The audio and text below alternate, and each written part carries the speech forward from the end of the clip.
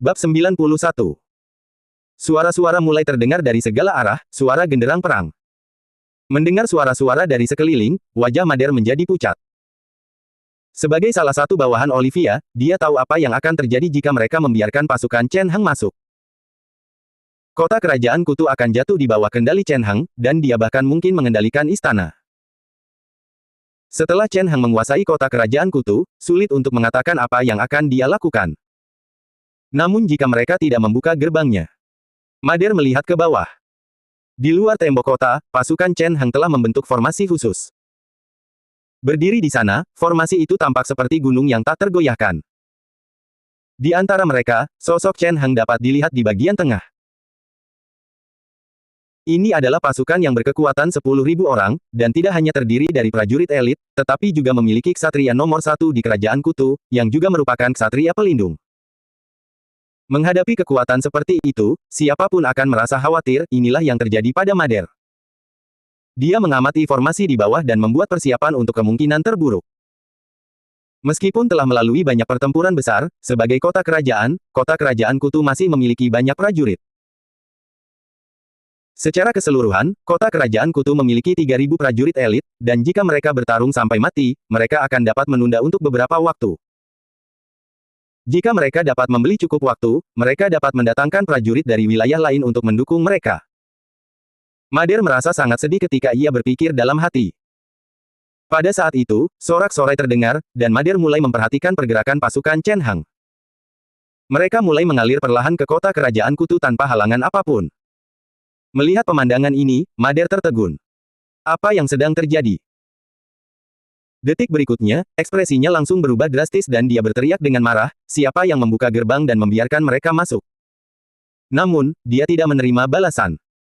Pasukan Chen Heng terus memasuki kota kerajaan Kutu. Saat ini, Chen Heng sedang bertemu dengan seorang teman lama. Lama tidak bertemu, Kelly. Sambil menunggang kudanya, Chen Heng menatap orang di sampingnya dan tersenyum. Memang, sudah lama sekali. Di sebelahnya, seorang pria parubaya menunggang kuda, mengikuti langkah Chen Heng. Rambutnya keemasan berkilau dan tampak tampan. Ia memancarkan aura dewasa, seperti seorang sarjana yang sopan, dan memiliki aura seorang bangsawan. Itu Kelly. Setelah 10 tahun lebih ia telah menjadi seorang pria parubaya dan menggantikan ayahnya, menjadi salah satu tokoh tingkat atas di kota kerajaan Kutu. Dia adalah salah satu pembantu terbesar Chen Heng di kota kerajaan Kutu. Banyak alasan mengapa Chen Heng dapat memasuki kota kerajaan Kutu dengan lancar adalah karena dia. Sudah bertahun-tahun sejak terakhir kali aku datang ke sini, tapi tidak banyak yang berubah, kata Chen Heng sambil mendesah pelan. Sejak Chen Heng pertama kali datang ke kota kerajaan Kutu, sudah sekitar 10 tahun. Namun, jalanannya tetap sama seperti sebelumnya, dan tidak banyak berubah. Memang, tidak banyak perubahan. Mendengar kata-kata Chen Heng, Kelly mengangguk. Berkat kamu, aku bisa masuk dengan mudah, kata Chen Heng sambil tersenyum. Sebagai tanggapan, Kelly terkekeh dan berkata, bukan masalah besar. Si tua Mader itu pikir dia bisa mengendalikan kota ini, tapi dia terlalu sombong.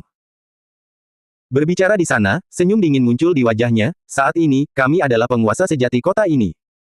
Chen Heng mengangguk setuju dalam diam. Segala sesuatunya berbeda dari masa lalu. Kalau dulu, saat kekuatan Olivia masih cukup kuat, dia pasti bisa memegang kendali kota ini dengan erat. Akan tetapi, setelah beberapa pertempuran besar, kekuasaan keluarga kerajaan terkuras habis, dan kekuasaannya atas kota itu pun sangat melemah. Mader tampak memiliki beberapa ribu orang di bawah komandonya, tetapi banyak dari prajurit itu berasal dari keluarga bangsawan lain, dan mereka hanya berada di bawah komandonya untuk saat ini. Lagi pula, para bangsawan itu juga memiliki kekuasaan yang besar. Misalnya, Kelly tidak hanya menyuruh beberapa orang Mader berpindah pihak, tetapi ia juga membawa beberapa ratus orangnya sendiri untuk langsung membuka gerbang kota agar Chen Heng bisa masuk. Mader tidak dapat berbuat apa-apa tentang hal ini. Bagaimana situasinya sekarang? Tanya Chen Heng sambil menatap Kelly. Melalui para utusan itu, ia memperoleh gambaran kasar mengenai situasi di kota kerajaan Kutu. Akan tetapi, informasi yang diterimanya dari mereka pasti tidak sedetail apa yang didengarnya dari Kelly. Situasinya sangat buruk bagi Yang Mulia.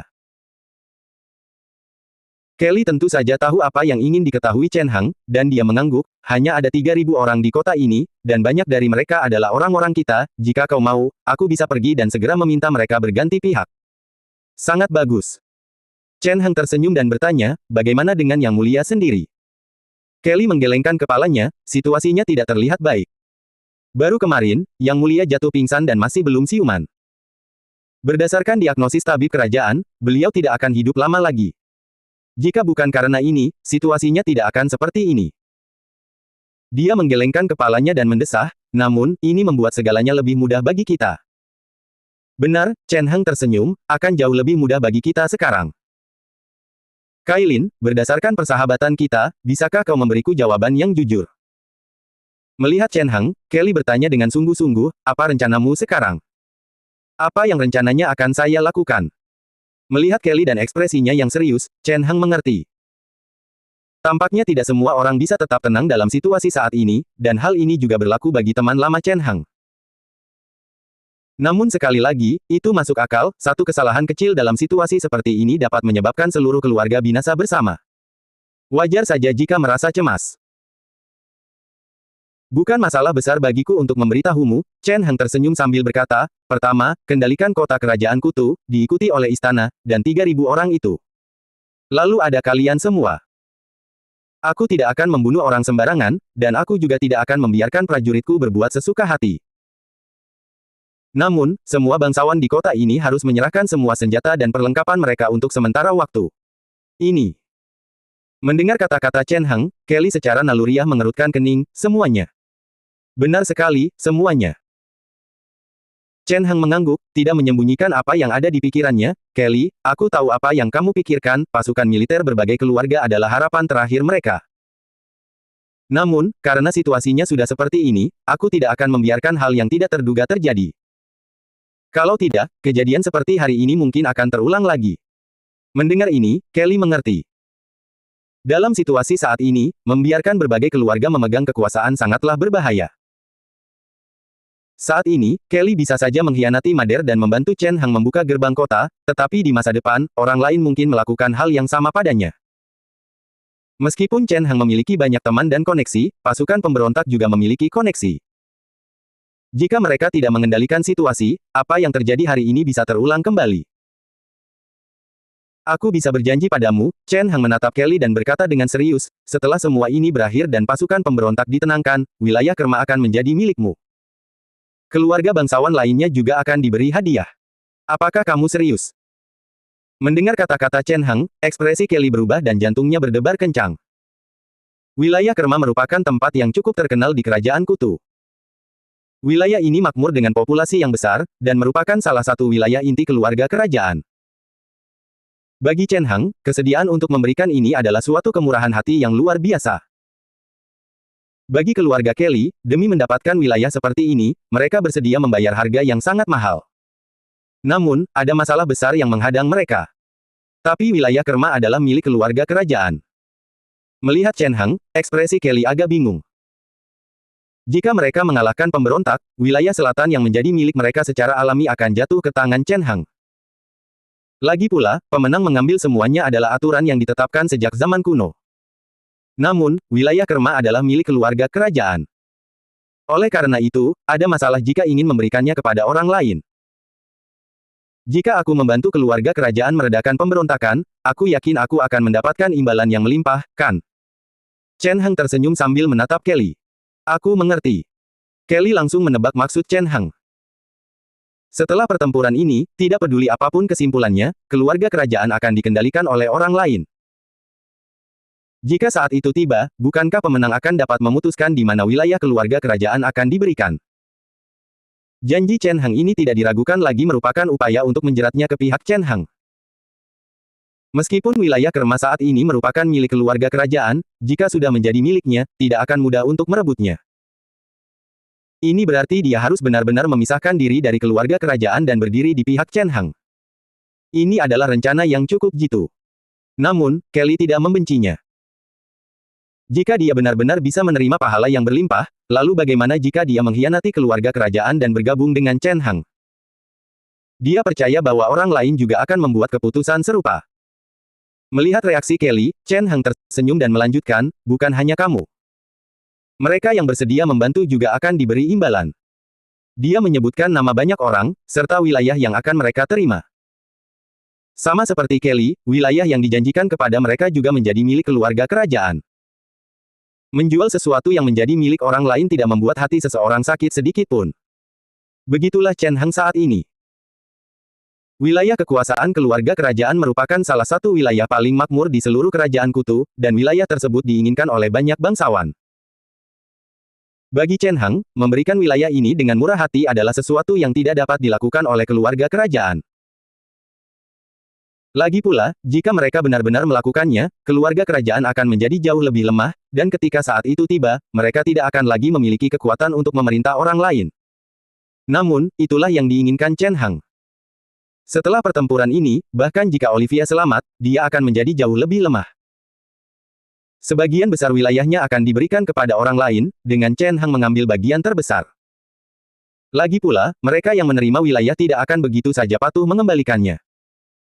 Jika saat itu tiba, mau atau tidak Olivia, dia hanya akan menjadi cangkang kosong. Tentu saja, memberikan sejumlah besar wilayah keluarga kerajaan kepada berbagai keluarga bangsawan berarti Chen Heng sendiri tidak akan menerima wilayah sebanyak itu. Secara umum, jika dia dapat memenangkan pertempuran ini, seluruh wilayah yang menjadi milik keluarga kerajaan akan menjadi miliknya. Kemurahan hati seperti itu dapat menimbulkan masalah di masa mendatang. Namun, Chen Heng tampaknya tidak mempermasalahkan hal ini. Khawatir bahkan sebelum memulai bukanlah gayanya dalam melakukan sesuatu. Baginya, hal terpenting saat ini adalah memenangkan pertempuran ini. Asal dia bisa memenangkan pertarungan ini, tidak peduli masalah apapun yang ada, dia bisa mengatasinya saat masalah yang mendesak sudah tidak ada lagi.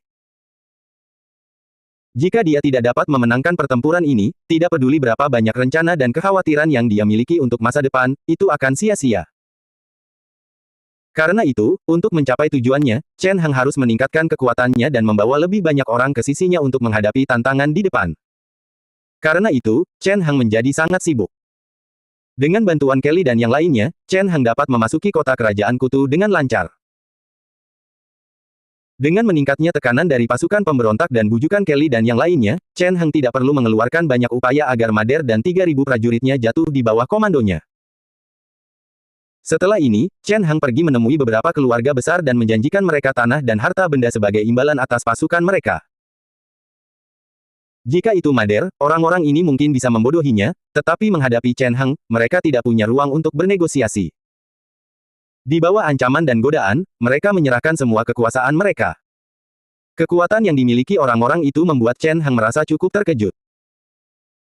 Termasuk keluarga Kelly, total 10 keluarga membawa sekitar 4.000 tentara, dan termasuk 3.000 tentara dari Mader, jumlahnya menjadi 7.000 orang.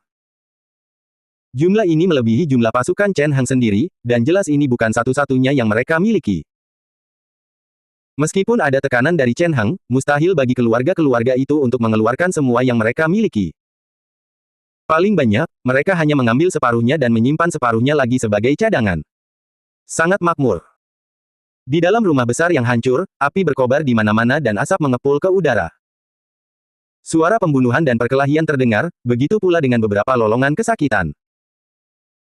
Di depan, banyak orang Blackfur rajin mengeluarkan peti, dan melihat pemandangan ini, Krudo menarik napas dalam-dalam. Tentu saja. Menatap Krudo, Chen Heng tersenyum, berbeda dengan para penguasa utara, para penguasa di kota kerajaan Kutu semuanya adalah keluarga-keluarga papan atas. Kalau tidak, mereka tidak akan bisa menetap di sini. Keluarga seperti ini tentu saja tidak kekurangan uang. Sekarang setelah kita menghancurkan 3 keluarga sekaligus, aku yakin keluarga-keluarga lainnya akan menjadi lebih baik. Melihat ke depan, ekspresi Chen Heng agak dingin. Sekalipun dia telah mencapai kesepakatan dengan mayoritas keluarga bangsawan di kota kerajaan Kutu, mustahil untuk mempercayai mereka semua untuk bekerja sama. Chen Heng bisa mentolerir hal-hal kecil, asalkan tidak bertindak terlalu jauh. Namun, bagi mereka yang bertindak terlalu jauh, tanggapan Chen Heng cukup sederhana. Hanya dalam semalam, 3 keluarga berhasil dibasmi tuntas oleh pasukan dari arah utara, dan seluruh rakyatnya yang ada di kota kerajaan Kutu berhasil ditawan. Keberadaan yang begitu besar menghilang hanya dalam semalam. Rakyat mereka semua diperbudak, tanah dan aset mereka disita. Semua yang telah mereka kumpulkan selama bertahun-tahun langsung lenyap. Chen Heng menggunakan hasil dari ketiga keluarga ini untuk memberitahu semua orang tentang konsekuensi menentangnya. Berbeda dengan apa yang dipikirkan orang lain, Chen Heng sebenarnya cukup senang dengan para pemberontak. Lagi pula, untuk mengendalikan orang, hanya menyediakan kondisi yang baik saja tidaklah cukup. Seseorang juga membutuhkan ancaman dan pencegahan yang cukup. Ketiga keluarga inilah yang digunakan Chen Heng untuk menunjukkan kekuatannya. Dengan membunuh mereka, Chen Heng tidak hanya dapat membangun dominasinya dan menakut-nakuti orang yang tersisa, tetapi ia juga dapat menyingkirkan variabel-variabel di kota itu. Aset yang mereka ambil dari keluarga-keluarga ini juga menyelesaikan sebagian rasa frustrasi Chen Heng. Setidaknya, mereka tidak perlu khawatir tentang pemberian hadiah untuk sementara waktu. Bagaimana manajemen pasukan? Chen Heng tersadar dan menatap Crudo sambil bertanya. Crudo mengangguk, sudah dimulai. Sesuai perintah Anda, baik prajurit bangsawan maupun prajurit Mader, mereka semua telah dipecah dan direorganisasi menjadi divisi-divisi baru, dan para komandannya semuanya adalah prajurit kita. Bagus sekali. Mendengar ini, Chen Heng mengangguk. Meskipun para bangsawan menyerahkan prajurit mereka kepada Chen Heng, hanya dengan satu perintah, mereka akan segera meninggalkan kendali Chen Heng. Sama seperti pasukan penguasa utara, Chen Heng tidak memiliki kendali penuh atas mereka. Bagi para penguasa utara, hal itu tidak masalah karena mereka adalah sekutunya dan cukup dapat diandalkan. Namun, ia tidak boleh lengah terhadap orang-orang ini. Karena itu, Chen Heng tidak ragu untuk membagi pasukan tersebut. Ia menggunakan pasukannya sebagai fondasi dan membagi mereka ke dalam beberapa divisi untuk mengendalikan 7.000 prajurit. Dengan cara ini, mereka akan mampu mempertahankan kekuatan pertempuran sambil meningkatkan kendali. Pihak selatan telah mengirim utusan lain. Di dekatnya, Kelly tiba-tiba berkata, tentara pemberontak mengamuk di selatan, dan banyak penguasa meminta bantuan kota kerajaan Kutu. Haruskah kita mengirim bala bantuan? Chen Heng menggelengkan kepalanya, tidak, belum waktunya. Dia baru saja tiba di kota kerajaan Kutu, dan masih banyak hal yang belum dia lakukan. Ini termasuk pelatihan untuk tentara, serta pengisian kembali bahan habis pakai dan peralatan. Mereka masih membutuhkan waktu agar pasukan Chen Heng dapat terintegrasi sepenuhnya dan menjadi satu kesatuan. Baru pada saat itulah saatnya untuk pindah. Apakah mereka tidak akan ikut memberontak jika kita tidak pergi dan membantu mereka? Tanya Crudo, merasa agak bingung. Sebelum Chen Heng sempat berbicara, Kelly tertawa dan berkata, tidak semua orang berhak menyerah dan bergabung dengan pasukan pemberontak. Apa maksudmu? Crudo mengerutkan kening, merasa sangat bingung. Kelly menatap Chen Heng, dan melihat Chen Heng tidak berniat bicara, ia melanjutkan, mengapa pasukan pemberontak ingin memberontak dan berjuang menuju kota kerajaan Kutu? Mungkinkah mereka hanya ingin menggulingkan yang mulia dan tidak punya tujuan lain? Sebelum Crudo sempat menjawab, ia melanjutkan bicaranya, tentu saja tidak seperti itu. Sejak awal, yang mereka inginkan sama dengan kita, tanah, aset, dan budak. Karena itu, mereka tidak bisa menerima siapapun.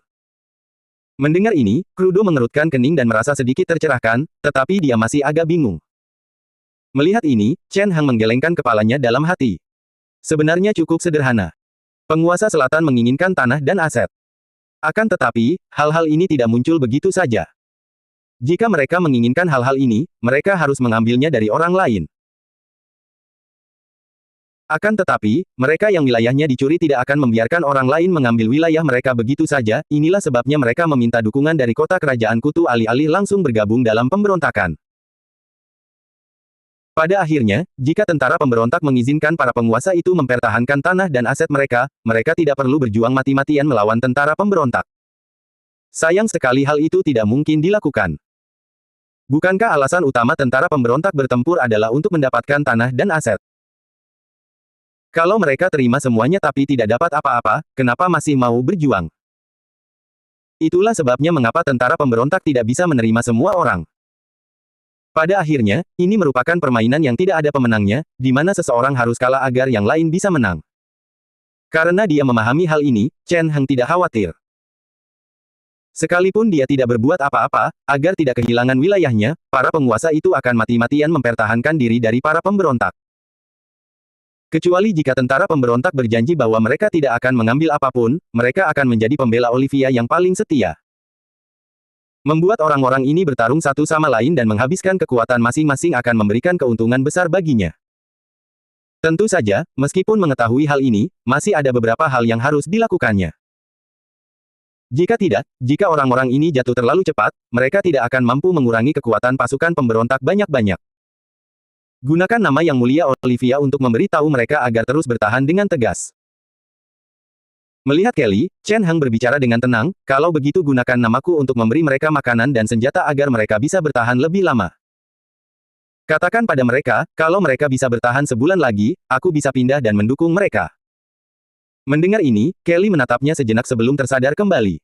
Bagaimana kabar Yang Mulia? Tanya Chen Heng tiba-tiba sambil melihat pemandangan di depannya. Meskipun telah menghabiskan beberapa waktu di kota kerajaan kutu, karena berbagai hal yang harus diurus, Chen Heng belum pergi dan menemui Olivia. Kondisi Yang Mulia Ratu sangat buruk, kata Kelly lembut sambil menatap Chen Heng. Tubuhnya semakin memburuk, dan waktu yang dihabiskannya dalam keadaan tidak sadarkan diri semakin lama. Dulu, dia kadang-kadang bisa sadar, tapi sekarang, kalaupun dia bangun, kondisinya sudah buruk. Sepertinya dia. Kelly ragu-ragu dan tidak mengucapkan kata-kata terakhir, tetapi Chen Heng secara alami tahu apa yang ingin dia katakan. Jadi seperti itu. Chen Heng mengangguk, mari kita buat beberapa persiapan. Setelah kembali ke kota kerajaan kutu begitu lama, aku harus pergi mengunjungi Yang Mulia. Apakah kamu ingin aku ikut denganmu? Mendengar kata-kata Chen Heng, jantung Kelly berdebar kencang saat dia berbicara. Chen Heng menatapnya dan mengangguk sambil berkata, itu juga bagus. Hari itu, Kelly membawa Chen Heng ke istana. Istana itu tampak luar biasa besar dan megah di dalam kota. Dibandingkan sebelumnya, istana ini menjadi semakin mewah, dan beberapa hal benar-benar berbeda dengan apa yang ada di sana saat Chen Heng datang sebelumnya. Tampaknya selama bertahun-tahun, Olivia telah menghabiskan banyak uang untuk merenovasi istananya. Sayang sekali benda-benda ini tidak berguna. Mereka tidak bisa menyediakan lebih banyak prajurit bagi keluarga kerajaan, juga tidak bisa menghentikan pasukan pemberontak. Sekarang, Chen Heng datang ke sini sekali lagi. Di sekitar istana, seharusnya ada banyak prajurit keluarga kerajaan yang berjaga, tetapi sekarang mereka semua telah berubah menjadi orang-orang Chen Heng. Penduduk asli telah dibagi ke dalam berbagai divisi di ketentaraan. Dengan cara Chen Heng bertindak, karena ia telah mengambil keputusan, ia tidak akan meninggalkan potensi masalah. Chen Heng pada dasarnya telah menguasai istana. Bukan Olivia, dialah pemilik sebenarnya istana ini saat ini. Jika dia mau, dia bisa menggantikan Olivia sekarang juga. Adapun kendala awalnya, sudah tidak menjadi masalah lagi. Hanya saja, dia tidak perlu melakukan hal itu. Dengan Kelly dan Krudo di sisinya, Chen Heng perlahan berjalan melewati istana. Semakin ia berjalan, semakin banyak bagian istana yang terungkap padanya. Selain beberapa pelayan wanita, sebagian besar dari mereka adalah pelayan dan budak laki-laki. Gambar. Mereka semua memiliki bentuk tubuh dan bentuk tubuh yang berbeda-beda, tetapi mereka semua cukup tampan dan cantik. Siapakah orang-orang ini? Melihat orang-orang ini, Chen Heng tidak bisa menahan diri untuk tidak mengerutkan kening. Mereka adalah pelayan yang mulia, salah satu cara dia menemukan hiburan, kata Kelly sambil menatap mereka. Salah satu cara dia mencari hiburan. Chen Heng tidak berkomentar tetapi Krudo mengerutkan kening dan merasa sangat jijik. Saat mereka berjalan, mereka melihat pemandangan yang lebih menarik. Ada pemandian umum yang sangat mewah dengan air jernih yang mengalir di dalamnya. Konon, Olivia sering bermain-main dengan banyak budak pria di sana. Ada pula berbagai macam fasilitas hiburan aneh, yang menyebabkan Chen Heng mengerutkan kening. Tampaknya selama beberapa tahun terakhir, Olivia lebih fokus pada hiburan. Sederhananya, dia cukup bebas dan boros. Ekspresi Kelly tidak berubah. Baginya yang sering berada di samping Olivia, hal itu sudah menjadi hal yang biasa. Setelah berjalan jauh, Chen Heng akhirnya melihat Olivia. Ia mengenakan jubah putih dan berbaring di tempat tidurnya, tubuhnya dipenuhi bau obat. Wajahnya sangat pucat dan keriput. Alih-alih tampak seperti wanita parubaya di awal 40-an, ia tampak seperti wanita berusia 50 atau 60 tahun. Dia tidak lagi memiliki kemegahan seperti di tahun-tahun sebelumnya. Dia berbaring di tempat tidur dan sesekali bergumam. Chen Heng menyuruh seorang petugas wanita mencoba membangunkannya beberapa kali, tetapi tidak ada respons. Beginilah Yang Mulia selama ini, kata pelayan wanita yang bertugas menjaga Olivia dengan frustrasi, kecuali Yang Mulia bangun sendiri, beginilah beliau selalu. Sudah sampai tahap ini. Ekspresi Kelly serius saat dia memikirkan seseorang. Raja sebelumnya juga mengalami hal yang sama. Di tahun-tahun terakhirnya, ia terbaring di tempat tidur dan menghabiskan sebagian besar waktunya dalam keadaan tidak sadar. Tampaknya Olivia mengikuti jejak mendiang raja. Chen Heng secara pribadi memeriksa Olivia. Energi kehidupan tidak hanya dapat memperkuat tubuh tetapi juga dapat memungkinkan seseorang memahami tubuh. Dari pemeriksaan Chen Heng, dia mendapati bahwa Olivia sudah sangat lemah dan hampir menghembuskan nafas terakhirnya. Siapa yang tahu berapa lama dia bisa bertahan? Berapa banyak anak yang dimiliki Yang Mulia? Chen Heng menghela napas sebelum bertanya. Yang Mulia tidak menikah jadi dia tidak memiliki ahli waris yang sah, tapi dia punya anak. Kelly ragu-ragu sebelum berkata. Siapa ayah anak itu? Tanya Chen Heng sambil mengerutkan kening. Seorang budak laki-laki di istana, jawab Kelly. Seorang anak haram yang lahir dari seorang budak laki-laki tentu tidak akan diakui oleh sebagian besar bangsawan, dan ia juga tidak akan bisa mewarisi tahta. Karena itu, tahta kemungkinan besar akan jatuh ke tangan orang lain. Tentu saja, ini dengan asumsi bahwa keluarga kerajaan masih bertahan hidup setelah krisis ini. Ayo pergi. Melihat Olivia, Chen Heng menggelengkan kepalanya dan berjalan keluar istana bersama dua orang lainnya. Setelah meninggalkan istana, mereka kembali ke tempat tinggal masing-masing untuk mengerjakan pekerjaan yang harus mereka lakukan. Dalam situasi saat ini, mereka semua sangat sibuk, dan tidak mempunyai banyak waktu luang. Begitulah, waktu terus berlalu, dan situasi di kerajaan Kutu terus berkembang. Di selatan, pasukan pemberontak terus bergerak ke utara. Melalui kemenangan-kemenangan mereka, para penguasa yang menghalangi mereka bergabung dengan mereka atau dikalahkan dan dijarah. Begitu saja, mereka semakin dekat ke kota kerajaan Kutu. Di bawah hujan lebat, pasukan bergerak cepat. Bagaimana situasi di kota kerajaan Kutu? Seorang pria parubaya menoleh dan bertanya kepada pejabat yang berdiri di depannya. Lelaki setengah baya itu tampak cukup unik. Wajahnya sempit dan panjang dan tidak begitu tampan, tetapi ia memancarkan aura jahat, membuat siapapun yang memandangnya bergidik. Saat ini dia tengah menatap dengan tenang ke arah seorang pejabat di depannya. Ini adalah Lanlot, kepala keluarga Glynn di selatan. Dialah yang memulai pemberontakan penguasa selatan. Saat ini, ia telah menjadi kepala pasukan pemberontak dan memimpin pasukan menuju kota kerajaan Kutu. Akan tetapi, ia kini mendapati bahwa setelah beberapa bulan, situasi di kota kerajaan Kutu berbeda dengan apa yang diingatnya. Kami tidak yakin mengenai situasi spesifiknya. Pejabat di depannya tampak sangat frustrasi, beberapa bulan yang lalu kami kehilangan kontak dengan kota kerajaan Kutu. Kami hanya mendengar bahwa Pangeran Nardo menuju ke kota kerajaan Kutu dan mengambil alihnya. Sejak itu, kami belum dapat menerima informasi apapun. Saat Chen Heng memasuki kota kerajaan Kutu, para bangsawan yang pernah berhubungan dengan Lanlot semuanya berada di bawah kendali Chen Heng.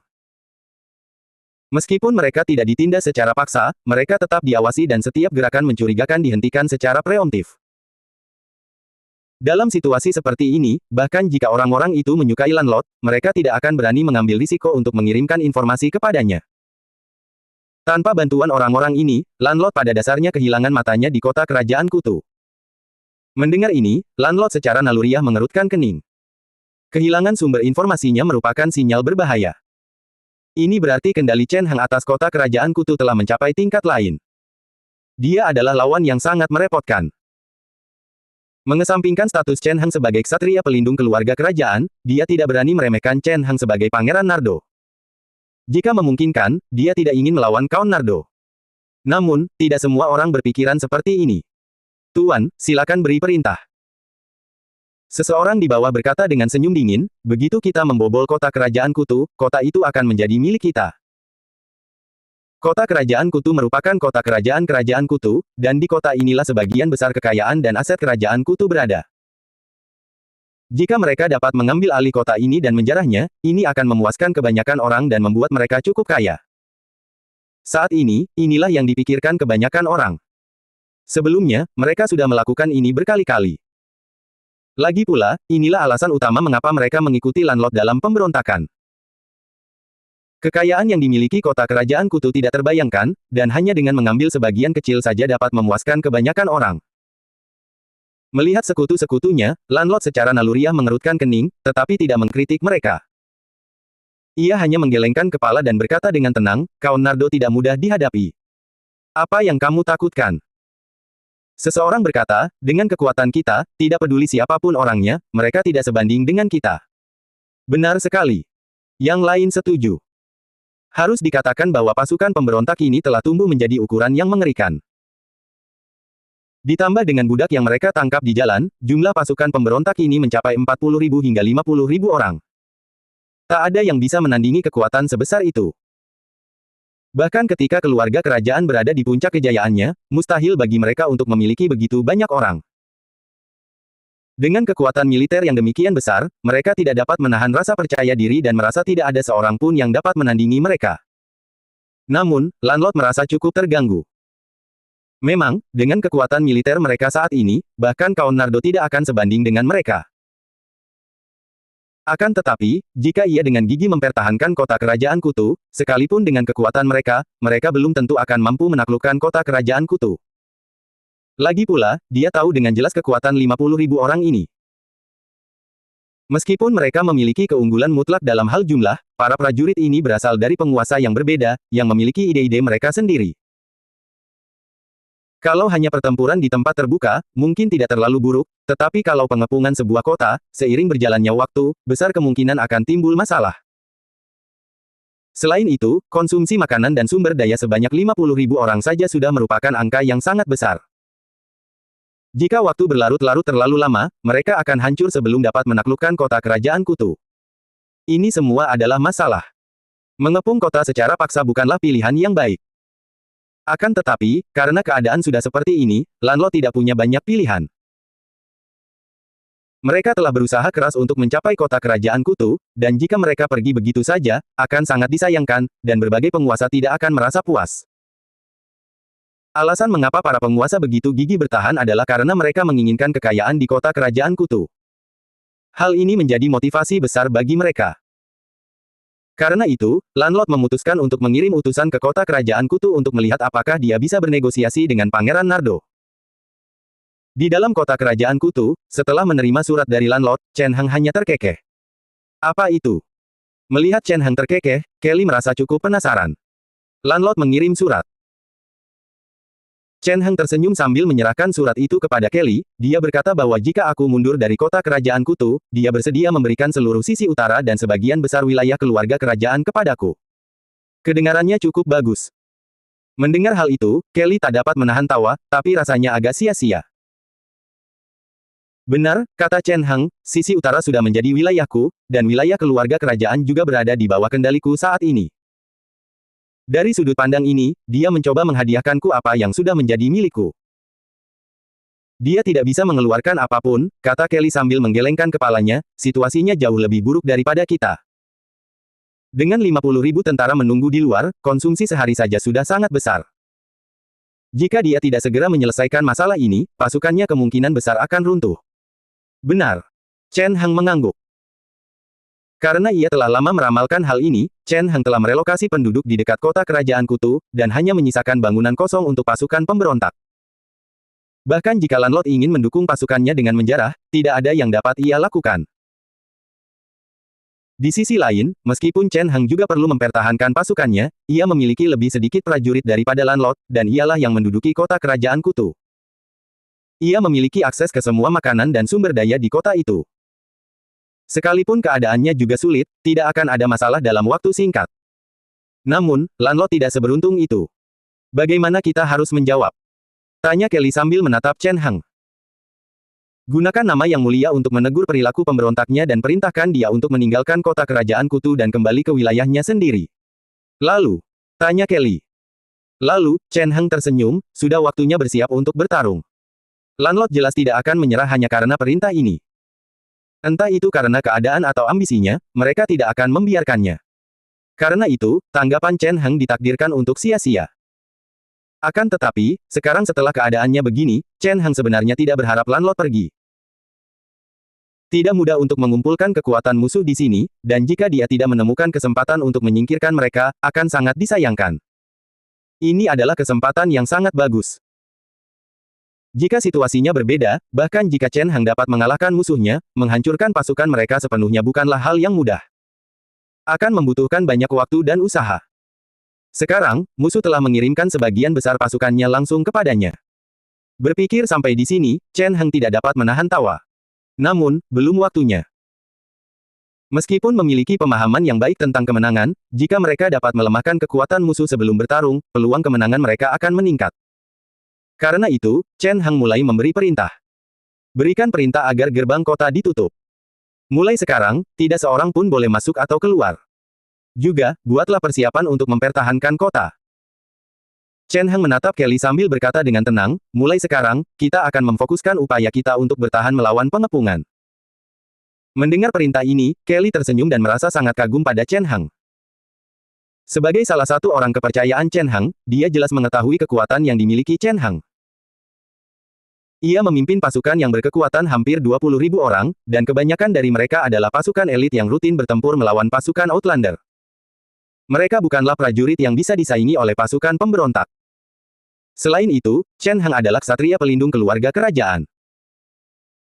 Jika mereka benar-benar bertarung, meskipun pasukan pemberontak memiliki keunggulan jumlah, kemungkinan besar mereka tetap tidak akan sebanding dengan Chen Hang. Meskipun memiliki keuntungan, Chen Hang tidak menjadi sombong. Sebaliknya, dia menjadi sangat waspada, ingin melemahkan kekuatan musuh sebelum bertempur dalam pertempuran yang menentukan. Ketenangan dan kehati-hatian seperti ini, meskipun memiliki keuntungan, bukanlah sesuatu yang dapat dimiliki oleh orang biasa.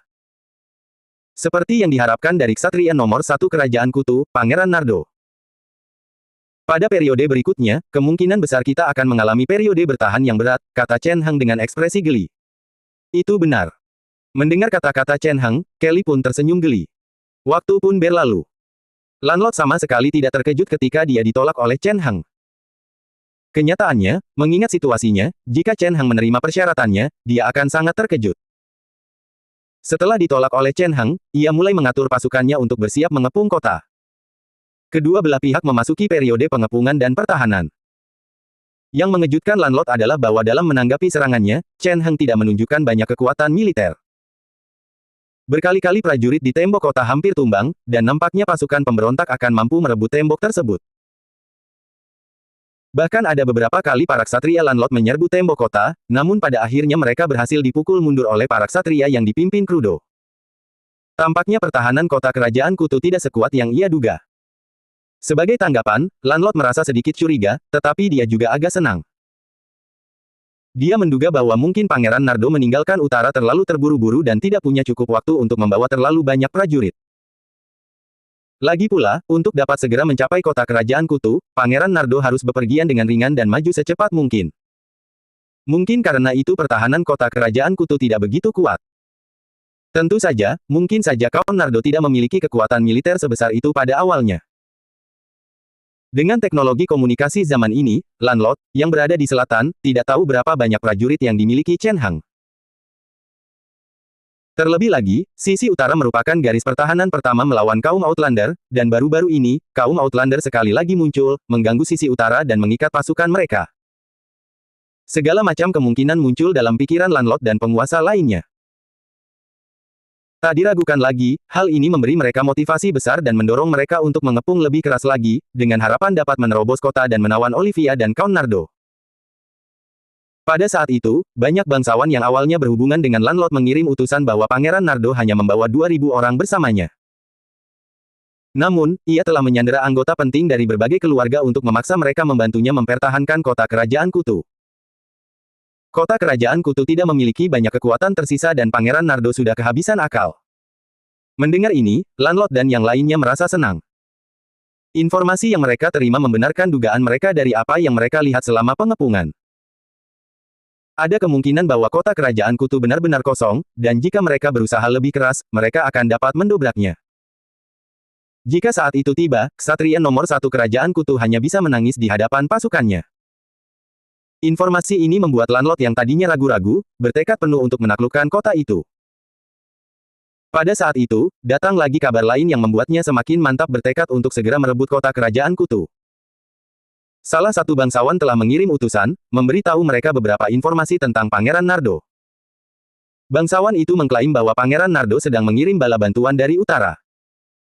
Setelah 3 bulan, 7.000 tentara lagi akan tiba di kota kerajaan Kutu. Jika mereka tidak bergegas sekarang dan menghancurkan kota kerajaan Kutu, mereka tidak akan mempunyai kesempatan di masa depan. Lanlot agak curiga dengan informasi ini, tetapi dia tetap bertindak lebih cepat. Sekarang, tembok kota telah diwarnai merah oleh darah. Saat itu tengah hari dan matahari keemasan menggantung tinggi di langit. Di luar tembok kota, suara pembunuhan dan pertempuran terus terdengar. Pertarungannya cukup intens. Chen Heng berjalan di tembok kota sambil tersenyum, sepertinya mereka telah memakan umpannya. Di sampingnya, Kelly tertawa. Pertama-tama, tunjukkan kelemahan kita agar musuh berpikir kita lebih rendah sebelum mengirimkan informasi kepada musuh dan memancing mereka untuk terus menyerang. Tuan, Anda tak diragukan lagi adalah komandan nomor 1 kerajaan kutu, katanya dengan penuh hormat. Selama sebulan terakhir ini, dia telah melihat semua yang dilakukan Chen Heng. Menghadapi pasukan pemberontak, meskipun ia memiliki keuntungan, ia tidak gegabah memilih untuk maju dan bertempur. Sebaliknya, ia memilih bertahan dengan memanfaatkan tembok kota, sehingga mengurangi kekuatan pihak lawan. Selama sebulan terakhir, mereka tidak hanya melemahkan kekuatan musuh, tetapi mereka juga mampu melatih divisi-divisi yang baru dibentuk. Strategi ini telah mencapai banyak efek. Lanlot adalah orang yang cerdas. Menatap Kelly, Chen Heng hanya tersenyum dan berkata, kalau kita di medan perang terbuka, dia mungkin menyadari ada yang tidak beres. Bahkan sekarang, dia mungkin merasa ada yang salah, tapi tidak ada yang bisa dia lakukan. Sekutu-sekutunya telah mengikat tangan dan kakinya, dan meskipun dia punya pikiran lain, dia tidak akan bisa pergi. Tentu saja, bahkan jika dia pergi, situasinya tidak akan jauh berbeda. Berbicara di sana, Chen Heng tidak dapat menahan tawa. Berbeda dengan apa yang dipikirkan pihak lain, sejak awal pertempuran, Chen Heng adalah orang yang aktif, bukan pasif. Bukan saja kekuatan tempurnya lebih unggul dibandingkan pihak lain, tetapi dia juga mengetahui segala hal tentang pihak lain dengan jelas. Namun, Lanlot hampir tidak tahu apapun tentang situasi di kota kerajaan kutu. Untuk hari ini, Chen Heng sudah mulai merencanakannya sekitar 10 tahun yang lalu. Ada perbedaan besar antara kedua belah pihak dalam kekuatan, kecerdasan, dan persiapan. Jelas apa hasilnya nanti. Dapat dikatakan bahwa sejak saat musuh memimpin pasukannya menuju kota kerajaan kutu, kesimpulannya sudah ditetapkan. Berlarut-larut seperti ini tidak hanya mengurangi kerugian yang akan diderita Chen Heng tetapi juga meningkatkan peluang keberhasilannya. Katakan pada Krudo untuk membuat persiapan. Menatap pertempuran di bawah, Chen Heng berkata dengan tenang, kumpulkan pasukan dan pergi berperang dalam 3 hari. Tidakkah sebaiknya kita menunggu lebih lama? Tanya Kelly. Dari pandangannya, mereka masih bisa melemahkan kekuatan pasukan pemberontak untuk sementara waktu. Ketika pihak lawan tidak dapat bertahan lebih lama lagi dan bersiap mundur, itulah saat terbaik untuk menyerang. Jika kita menunggu sampai waktu yang paling tepat, akan mudah terjadi kesalahan. Menatap Kelly, Chen Heng menggelengkan kepala dan berkata, setelah bertempur begitu lama, pihak lawan sudah sangat lelah. Bukan hanya Lanlot. Para penguasa lainnya kemungkinan besar juga berpikir untuk pergi. Jika kita terus seperti ini, siapa yang tahu apa yang akan terjadi? Chen Heng berbalik dan berkata, jika mereka benar-benar menunggu hingga pihak lain mulai mundur, bahkan jika pihak lain melemah, mereka akan tetap bersiap diserang saat mereka mundur. Sekalipun situasinya tidak berubah, sebagian orang akan mampu melarikan diri, dan itu bukanlah yang diinginkan Chen Heng. Tujuan Chen Heng sejak awal sudah sangat jelas, yaitu menghancurkan pasukan ini sepenuhnya dan memusnahkan kekuatan pihak lawan. Kelly tidak menjawab dan hanya mengangguk sambil berpikir dalam hati. 3 hari berlalu dalam sekejap mata. 3 hari kemudian, cuacanya cukup cerah dan terang. Cuacanya sangat bagus. Biasanya, orang-orang akan keluar pada saat seperti ini, jalan-jalan, dan bermain. Namun, pemandangan hari ini benar-benar berbeda. Bagian luar kota kerajaan kutu telah menjadi rumah pembantaian. Sejumlah besar mayat bertumpuk di bawah tembok kota, dan di bawahnya, banyak prajurit bergegas maju dengan panik, ingin segera menyerbu tembok kota dan bertarung dengan musuh. Namun, apapun serangan mereka, hasilnya tetap sama. Meskipun beberapa berhasil mencapai puncak tembok kota, pada akhirnya mereka berhasil dihalau. Masih seperti ini. Melihat pemandangan ini, ekspresi Lanlot serius dan dia mendesah berat dalam hati. Dalam sebulan terakhir atau lebih, adegan ini terus diputar ulang setiap hari. Kekuatan di tembok kota memang cukup lemah, tetapi karena mereka mengepung kota setiap hari, mereka juga menjadi semakin lemah. Terlebih lagi, kota ini tampak sangat tangguh, dan mereka tidak dapat menerobosnya. Haruskah kita mundur? Melihat tembok kota, Lanlot tak kuasa menahan diri untuk berpikir demikian. Bulan pengepungan ini telah membuatnya merasa luar biasa lelah dan tertekan. Tekanan ini tidak datang dari musuhnya, melainkan dari dirinya sendiri. Konsumsi sumber daya pasukan sebanyak 50.000 orang sungguh mengerikan. Setiap hari mereka berada di luar kota kerajaan Kutu, mereka menanggung tekanan yang luar biasa. Hal ini dapat dipertahankan untuk jangka waktu yang pendek dari wilayah yang mereka taklukkan, tetapi seiring berjalannya waktu, mereka akan mulai menghadapi masalah. Sebagai komandan pasukan pemberontak, Lanlo tahu betapa besar bahayanya hal ini. Akan tetapi, semua orang merasa enggan untuk mundur dari kota kerajaan Kutu. Mereka dapat melihat bahwa pertahanan kota kerajaan Kutu semakin melemah, dan tampaknya jika mereka bertahan sedikit lebih lama, mereka mungkin dapat menerobosnya. Terlebih lagi, dalam pertempuran ini, semua orang telah menderita kerugian besar. Jika mereka tidak dapat menaklukkan kota kerajaan Kutu, itu akan menjadi pukulan telak bagi Lanlot dan yang lainnya. Karena begitu banyaknya pertimbangan, Lanlot terjebak di posisi yang sulit. Kita akan menyerang selama setengah bulan lagi. Pada akhirnya, Lanlot menarik napas dalam-dalam sambil berpikir, jika kita masih tidak bisa menerobos saat itu, kita akan mundur. Saat bala bantuan kaum Nardo mendekat, tekanan yang dihadapinya semakin besar setiap hari. Jika ia menunggu terlalu lama, ia tidak akan bisa mundur, bahkan jika ia mau. Di kejauhan, gelombang teriakan tiba-tiba terdengar. Mendengar suara-suara ini, Lanlot secara naluriah melihat ke depan. Melihat pemandangan di hadapannya, dia menatap dengan heran sejenak. Gerbang kota kerajaan Kutu perlahan terbuka dan pasukan bergegas keluar. Apa yang terjadi? Melihat ini, Lanlot tercengang dan tidak bisa memahaminya. Mereka mengepung kota itu, tetapi pasukan yang bertahan telah keluar sendiri. Apa yang mereka inginkan? Lanlot mengira sesuatu telah terjadi di kota itu. Mungkin para bangsawan yang dikendalikan oleh Pangeran Nardo telah bangkit melawannya dan membuka gerbang kota. Atau, mungkin Pangeran Nardo tidak tahan lagi dan bersiap untuk menyerah. Akan tetapi, tindakan tentara itu membuatnya meragukan apa yang baru saja dipikirkannya. Saat tentara keluar, mereka mulai mendapatkan momentum. Melihat hal ini, tampaknya mereka tidak keluar untuk menyerah. Gelombang teriakan terdengar. Dalam sekejap, sebuah lubang menganga di pasukan Lanlot. Terlebih lagi, semakin banyak prajurit yang menyerbu keluar dari gerbang kota dengan panik. Mereka melakukan serangan balik. Pada saat itulah Lanlot akhirnya menyadari apa yang sedang terjadi. Hanya saja, tidak penting lagi bahwa dia telah menyadarinya. Pasukan yang awalnya bertahan menyerbu dengan panik, dan kedua pasukan segera bertabrakan.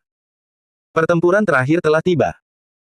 Bagi para pemimpin tentara pemberontak, pertempuran terakhir ini terjadi terlalu tiba-tiba. Mereka tidak siap sama sekali sebelum pertempuran dimulai. Suara genderang perang bergemuruh dan teriakan keras memenuhi mana-mana. Di bawah, Chen Heng telah mengenakan baju zirah dan diapit oleh Krudo dan beberapa ksatria lainnya saat ia bergegas keluar. Begitulah, pertempuran terakhir dimulai. Setelah pertempuran itu, situasi di kota kerajaan Kutu menjadi tenang. Dalam 20 tahun berikutnya, kota itu secara bertahap menjadi kerajaan Nardo. Di dalam istana yang kosong, seorang pria parubaya menepuk kepala seorang anak laki-laki sambil tersenyum. Lalu, kakek, kau menjadi raja yang baru. Mendengar cerita dari lelaki itu, mata anak-anak muda itu berbinar saat dia bertanya. Itu benar. Anak laki-laki itu punya banyak sekali pertanyaan, dan ia tampak polos. Namun, pria parubaya itu sangat sabar dan dengan lembut menjelaskan semuanya kepadanya. Tak lama kemudian, terdengar suara langkah kaki dari luar. Teman bermain anak laki-laki itu datang untuk bermain dengannya. Pergilah bermain. Melihat hal itu, pria parubaya itu tersenyum dan memberi isyarat agar dia pergi, dan anak laki-laki itu pun dengan enggan meninggalkan pria itu. Di dalam aula itu, hanya pria itu yang tersisa. Lingkungan di sekitarnya sederhana dan mewah, tetapi tidak ada orang lain, membuat sosoknya tampak sangat kesepian. Akan tetapi, lelaki itu tidak merasa tidak nyaman. Ia sudah lama terbiasa dengan hal ini. Sambil menyaksikan anak laki-laki itu pergi, dia diam-diam berjalan keluar aula. Cahaya matahari yang redup menyinari tubuhnya, memperlihatkan wajahnya. Wajahnya tampan dan elok, dan meskipun usianya sudah lanjut, bentuk tubuhnya masih sama seperti dulu dan tampak sangat luar biasa. Ia mengenakan jubah hitam dan rambutnya tergerai bebas. Saat ini, ia tidak memancarkan aura kewibawaan dan kewibawaan. Melainkan, ia memancarkan aura tenang dan lembut. Ini adalah penguasa kerajaan Nardo, Raja Kailin Nardo. Chen Heng berdiri di luar aula dan diam-diam menatap ke kejauhan, mengingat kembali 20 tahun terakhir.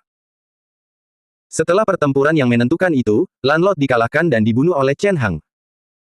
Pasukan pemberontak juga ditumpas dan menyerah kepadanya.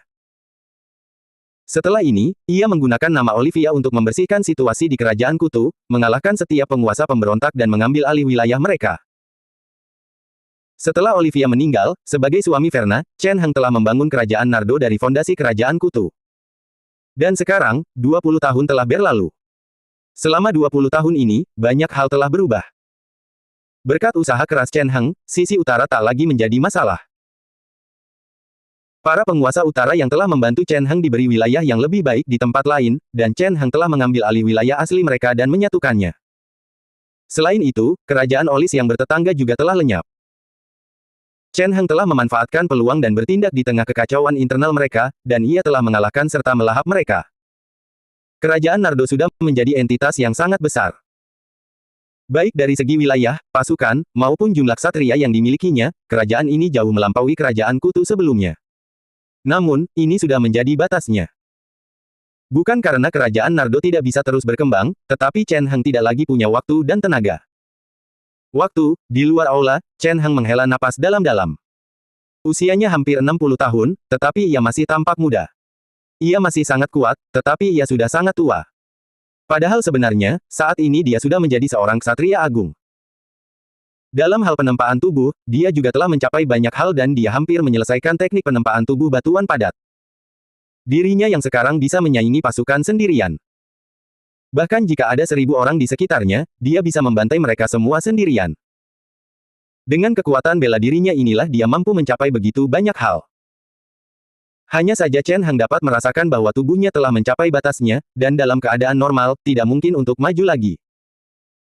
Dia telah menggunakan semua potensi tubuhnya, dan dia pun tidak punya banyak umur tersisa. Usia harapan hidup seorang ksatria agung biasanya sekitar 100 tahun, dan Chen Heng bahkan belum genap 60 tahun, jadi sepertinya ia masih punya banyak waktu tersisa. Namun, kesalahan dalam mengolah teknik penempaan tubuh batu padat dan menggunakan energi kehidupannya untuk berkultivasi telah menyebabkan tubuhnya menurun dengan cepat, dan umurnya jauh lebih pendek daripada ksatria agung lainnya.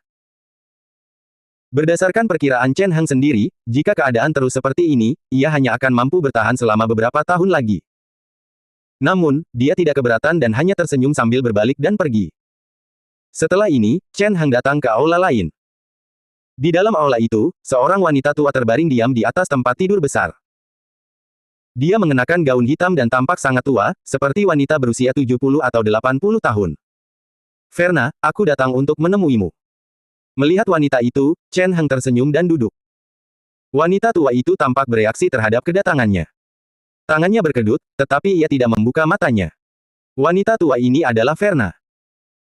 Beberapa tahun lalu, Verna mengalami gejala yang sama seperti kakak perempuan dan ayahnya, dan ia sering pingsan. Awalnya baik-baik saja, tetapi makin lama makin parah, sampai sekarang, dia tidak bisa bangun lagi. Padahal, kalau saja Chen Heng tidak memberikan energi kehidupan padanya selama ini, mungkin dia sudah meninggal sejak lama. Meski begitu, ini masih batasnya. Terlepas dari beberapa reaksi ringan saat Chen Heng datang, dia tidak bereaksi sama sekali terhadap orang lain. Gambar. Segera, dia kemungkinan besar akan meninggalkan Chen Heng selamanya. Chen Heng menarik napas dalam-dalam dan menatap Verna dengan tatapan rumit yang mengandung perasaan sayang sekaligus penyesalan. Adegan saat itu terputar dalam pikirannya. Verna masih sangat muda dan belum tahu apa-apa tentang masa depan. Kini, ia sudah setua ini dan berada dalam kondisi seperti itu. Maaf. Setelah terdiam beberapa saat, Chen Heng tersenyum dan berkata, melihat keadaanmu, Verna, kau mungkin akan pergi sebelum aku. Tapi, jangan khawatir, aku juga akan segera pergi. Aku tidak tahu apakah dunia ini memiliki dewa akhirat, tetapi kalaupun ada, kemungkinan besar aku tidak akan bisa melihatmu lagi. Chen Heng duduk di sana dan berbicara dengan lembut. Di tempat tidur, Verna berbaring diam dengan mata terpejam rapat. Ia hanya bergerak sedikit sesekali, seolah-olah sedang mendengarkan. Segalanya tenang dan sunyi. Tak lama kemudian, terdengar suara langkah kaki dari luar. Ayah, sebuah suara terdengar dari luar, terdengar rendah dan berwibawa. Seorang lelaki jangkung masuk mengenakan baju besi perak, tampak luar biasa perkasa dan gagah berani. Jika seseorang melihat lebih dekat, mereka akan menemukan bahwa penampilannya agak mirip dengan Chen Heng. Ini adalah Kerdo, putra tertua Chen Heng dan Verna, sekaligus penerusnya. Ayah, ada apa kau memanggilku? Tanya Kerdo sambil menatap Chen Heng. Chen Heng berbalik dan menatap Kerdo. 20 tahun telah berlalu, dan tanpa disadari, anak kecil itu telah menjadi seorang pria.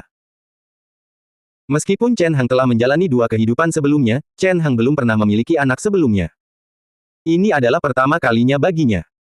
Karena itu, ia membesarkan anak pertamanya dengan sangat serius. Dia mengerahkan upaya dan tenaga yang besar untuk membesarkannya, dan kini dia telah menjadi laki-laki mandiri. Dari wajahnya, orang bisa melihat ciri-ciri Chen Hang saat itu. Sekarang, Chen Hang tidak punya banyak waktu lagi, jadi dia berencana mewariskan semua yang telah dia kerjakan kepada Kerdo. Berpikir ke sana, Chen Hang tersenyum. Pada hari itu, keduanya banyak berbincang di depan tempat tidur Verna. Baru setelah sekian lama, Kerdo meninggalkan istana dengan beban perasaan yang berat dan rumit. Pada hari-hari berikutnya, Chen Hang tidak banyak berbuat. Ia hanya menyerahkan berbagai urusan kepada anak-anaknya secara bertahap. Dia tinggal di istana sendirian, menjaga Verna. Beberapa bulan berlalu dengan cepat. Seiring berjalannya waktu, kehidupan Verna akhirnya berakhir, dan Chen Hang sepenuhnya menyelesaikan segalanya. Tidak lama setelah Verna meninggal, ia menyerahkan tahta kepada Kerdo dan memberikan wilayah di tempat lain kepada anak-anaknya sebelum mempersiapkan perjalanan baru. Meski usianya sudah mendekati akhir, Chen Hang masih kuat dan mampu bepergian. Setelah menyelesaikan semua hal penting, dia sekali lagi mengambil pedangnya dan bersiap untuk menempuh jalan yang telah ditempuh pendahulunya dan menjelajahi sisi lain benua. Apakah kamu benar-benar akan pergi? Sebelum dia pergi, salah seorang teman lamanya datang ke istana untuk mencarinya. Sosok Rudo masih tinggi dan tegap. Meskipun usianya hampir 60 tahun seperti Chen Hang, tubuhnya masih sangat kuat. Akan tetapi, seperti halnya Chen Hang, hidupnya akan segera berakhir. Setelah bertahun-tahun bertarung dan menggunakan energi kehidupan, energi hidupnya cepat terkuras. Meskipun ia seorang ksatria, umurnya tidak sepanjang orang biasa. Chen Hang telah memberinya wilayah di sisi selatan dan jabatan yang sangat tinggi, berharap agar ia dapat menikmati kehidupan yang damai dan tidak perlu lagi bekerja keras. Namun, Krudo tidak bermalas-malasan selama beberapa tahun terakhir. Bahkan sekarang, dia sangat kuat dan bisa menyaingi para ksatria muda. Dulu, aku ingin pergi dan mengikuti jalan yang diambil Tuan Koripo, melihat pemandangan di kejauhan. Melihat sahabat lamanya, Chen Hang tersenyum dan berkata, dulu, aku terikat oleh banyak hal. Namun, sekarang, pada dasarnya aku sudah mati. Akhirnya aku bisa dengan senang hati mengesampingkan segalanya dan melakukan apa yang ingin kulakukan. Setelah Chen Hang mengambil alih kerajaan Kutu bertahun-tahun yang lalu, Koripo pergi dan mengikuti jalan kuno yang misterius menuju negeri yang jauh. Menurutnya, dia sedang mencari warisan yang hilang untuk mendapatkan kekuatan kuno. Sudah puluhan tahun sejak dia pergi, dan bahkan sekarang, dia masih belum mengirimkan kabar apapun. Tampaknya segala sesuatunya tidak berjalan dengan baik. Chen Hang ingin menempuh jalan yang ditempuh Koripo dan melihat kemegahan dunia ini. Sejak ia datang ke dunia ini, ia menghabiskan sebagian besar waktunya di kerajaan Kutu. Apalagi meninggalkan benua ini, ia belum pernah melihat keseluruhan benua ini sebelumnya. Sungguh sangat disayangkan. Sudah lama ia mempunyai keinginan untuk berkelana, namun karena banyaknya urusan yang menyita waktu, ia urungkan niatnya. Aku ikut. Krudo tersenyum tipis. Ia menatap Chen Hang sambil berkata dengan sungguh-sungguh, meskipun aku sudah tua, aku masih bisa mengayunkan pedangku, dan aku masih bisa melayanimu selama beberapa tahun. Aku yakin aku akan berguna bagimu dalam perjalanan ini. Keduanya saling memandang dan tersenyum, seperti sebelumnya. Bagus juga. Chen Hang tersenyum dan mengangguk. Beberapa hari kemudian, ia berangkat, dengan Krudo di sisinya. Mereka berangkat dari kerajaan Nardo dan melakukan perjalanan ke berbagai tempat di kerajaan Nardo untuk melihat hasil usahanya selama bertahun-tahun. Secara objektif, Chen Hang telah mencapai banyak hal selama beberapa dekade terakhir. Ia berhasil menyatukan wilayah-wilayah kerajaan Kutu. Sebelumnya, wilayah-wilayah tersebut terpecah-pecah. Para penguasa yang memiliki wilayah luas dikirim ke perbatasan, sehingga mengurangi beban kerajaan Nardo. Populasi telah meningkat pesat selama bertahun-tahun, dan rezim politik cukup stabil. Meskipun beberapa kejahatan dan praktik budaya tidak dapat dihentikan, keadaannya masih jauh lebih baik daripada sebelumnya. Saat Chen Hang dan Krudo melakukan perjalanan melalui tempat-tempat ini, melihat hasil ini, mereka tidak dapat menahan senyum. Saat ini, mereka telah mencapai akhir hidup mereka. Namun, setidaknya dalam hidup mereka yang terbatas, mereka telah berbuat banyak dan mengubah kehidupan banyak orang menjadi lebih baik. Kepuasan seperti ini sulit dijelaskan. Bagi Chen Hang, ini bukan sekadar keuntungan dalam bentuk poin. Ia pribadi merasa cukup bersyukur.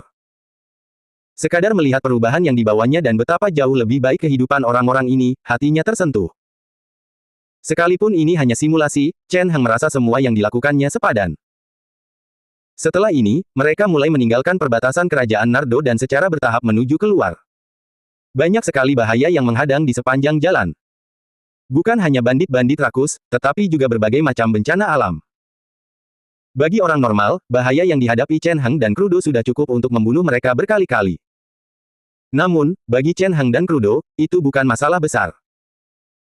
Bagaimanapun, mereka berdua adalah ksatria, dan meskipun mereka tua, mereka masih cukup kuat.